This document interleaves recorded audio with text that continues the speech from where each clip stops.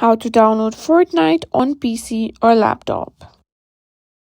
If you've been wanting to play Fortnite on your PC or laptop, today is your lucky day. In this video, I'll walk you through the full process of downloading Fortnite on your computer, whether you're using Windows or Mac. Let's get started. Before we begin, let's quickly talk about the system requirements. Fortnite runs on most PCs and laptops, but you'll want to make sure your system meets the minimum or recommended requirements. Now, to download Fortnite, what you need to do is simply open your web browser and search for Fortnite download. Now, scroll down and simply visit the official Epic Games website.